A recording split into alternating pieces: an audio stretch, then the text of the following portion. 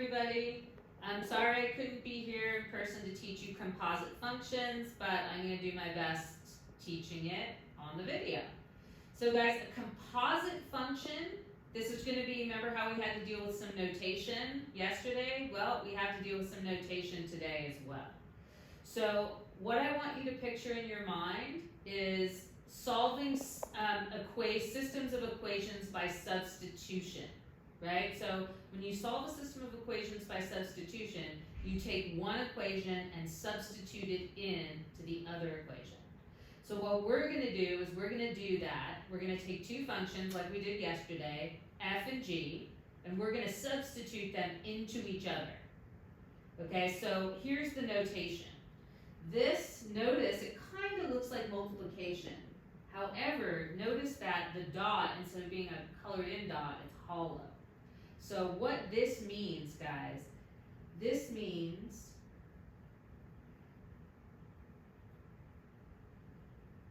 f of g of x.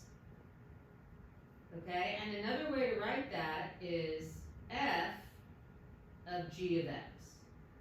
So what have we done to create this? Well, we've created the function, a new function. We've substituted, yes I can spell substitute, sorry. The g function into the f function.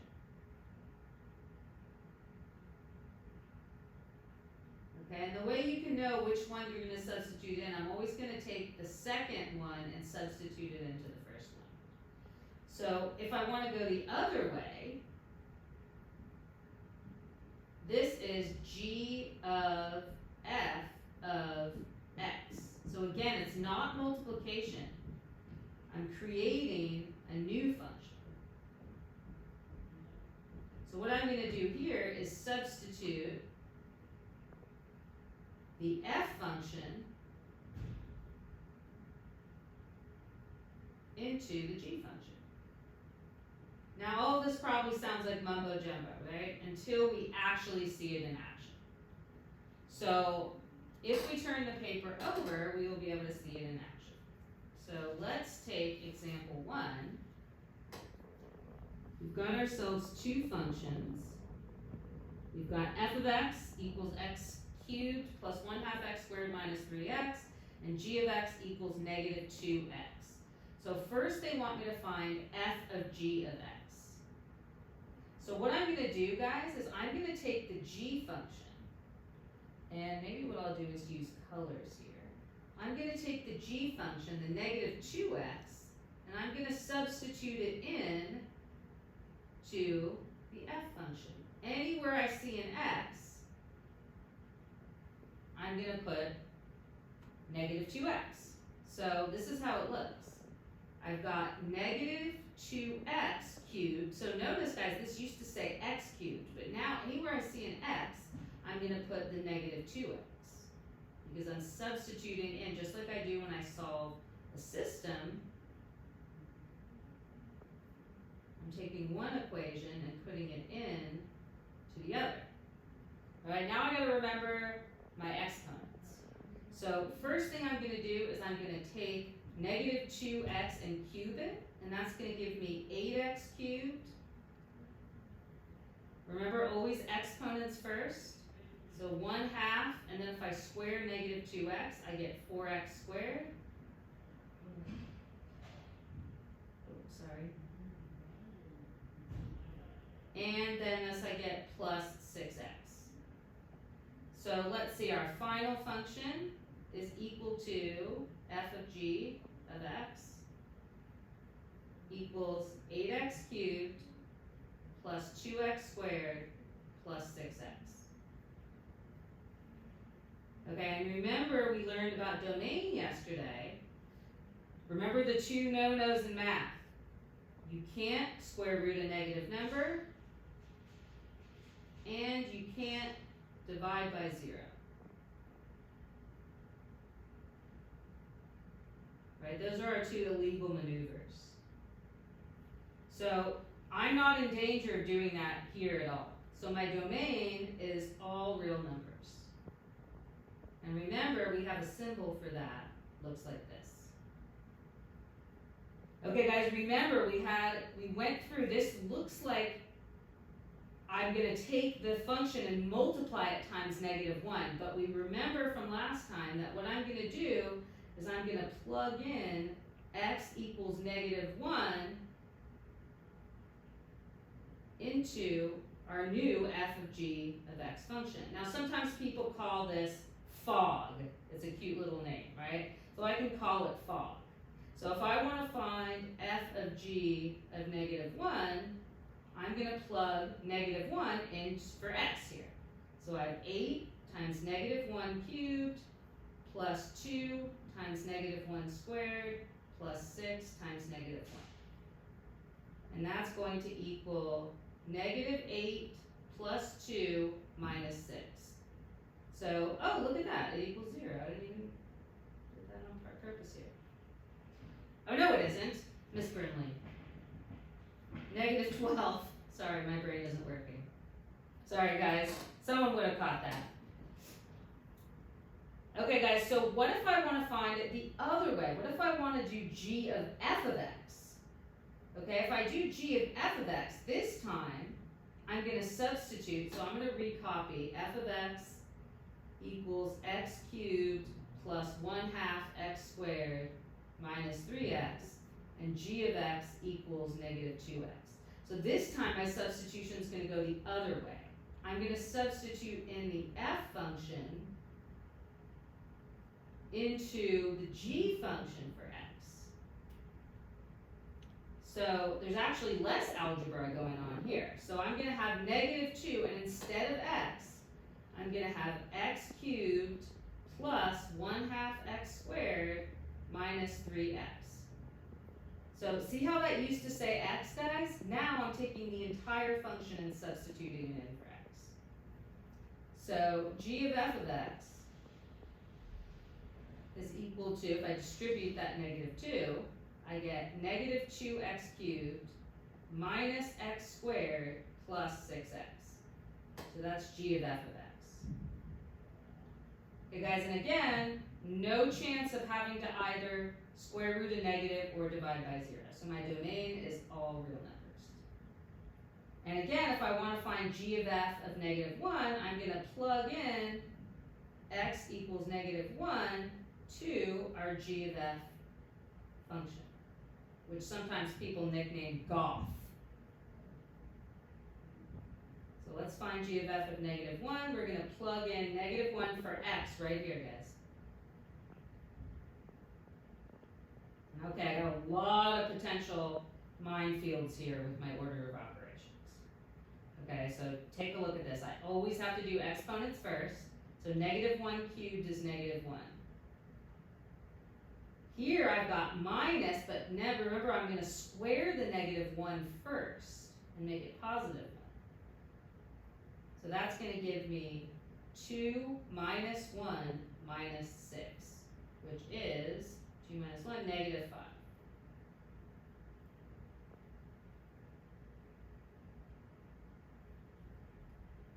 Okay, normally I would say, are there any questions? However, I'm not looking at this. Okay, so that's what we've got. Sorry, this should be hollow. It doesn't look very hollow, does it? Okay, let's try one with the square root. So I just asked you here to find g of f. So normally I would say, which one are we going to substitute into the other function? Well, I'm going to take the f function and substitute it into the g function. So that means I'm going to have 4 minus 2x, square root of 2x, in for x right here. So, I meant to do f of g, but let's try it. Okay, so here's what we're going to have. We're going to have -5 times the square root of, I think Miss Brinley made, well, let's go with it. That's g of f.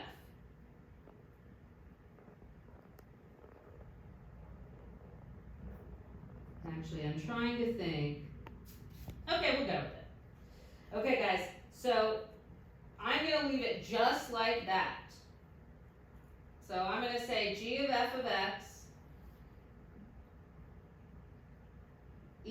equals negative 5 times the square root of 4 minus the square root of 2x.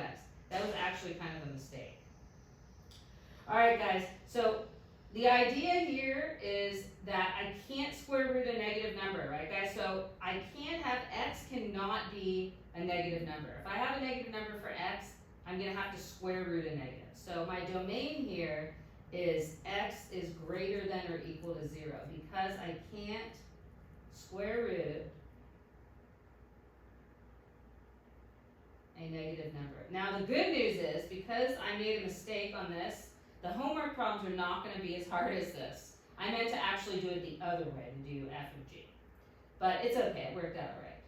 So guys, what I'm going to do here is I'm going to plug in x equals 2 into our new and somewhat unattractive function. So let's see what we get. G of f of positive 2 equals negative 5 times the square root of 4 minus the square root of 2 times 2.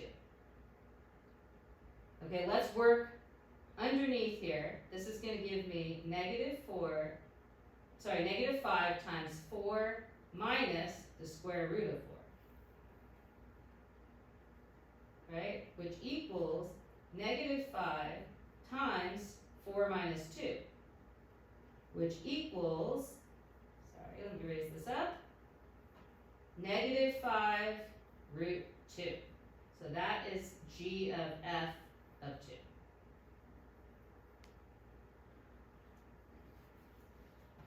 So I substituted in, right, the f function into the g function. Okay guys, last thing, this is our last thing. You may have remembered in Algebra 1 being asked to find inverse functions. Now your book is a little weird. They do the inverse, they do this composite functions before we learn about inverses. So this we are going to say, let's say you have a classmate that asks you if these two functions are inverses of each other. And your first answer would be, I don't even know what an inverse function is yet, right? But your classmate says, well, if you compute f of g of x and g of f of x, if they're inverses, the answer should just be x, right? So if we calculate f of g of x and we get x, that's the first part of our proof. And then we need to do it the other way to see if the other way works. And then if they both equal x, we have inverses. So let's find f of g of x. So that means we're going to take g of x and substitute it in to f of x. So let me rewrite, since I have so much room here.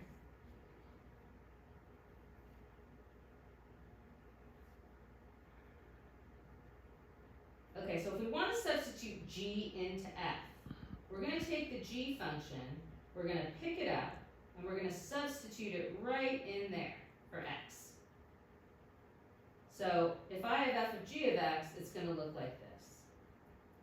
So instead of 2x, it's going to be 2, and then instead of x, I'm going to write x plus 3 over 2. Right? And if my answer is x, I'm halfway there. So if you guys remember, it's tempting to distribute the 2, which isn't technically wrong, but you guys can see here, if you remember multiplying fractions, I can actually reduce the 2's here. So this gives me equals x plus 3 minus 3. Guys, guess what that is? X. So we're halfway there. Now we need to say if the other way is going to work. So let me rewrite the functions again.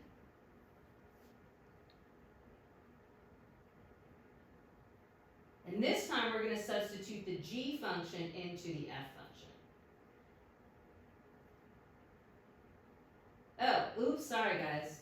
This should say g of f. Sorry. So sorry, this time we're going to substitute the f function into the g. Sorry, that was a typo on my part.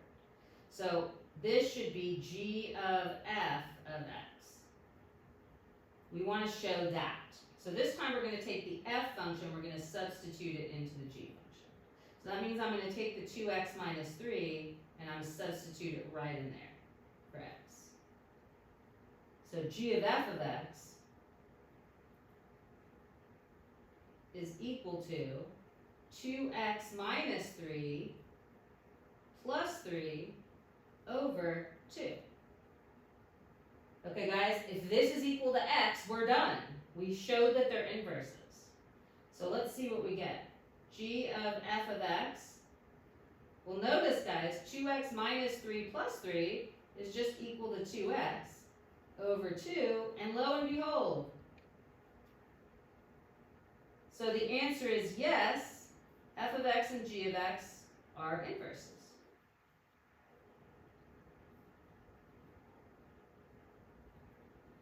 All right, guys, I will see you on Thursday. There's a sheet for homework that is on your desk, and thank you guys for listening.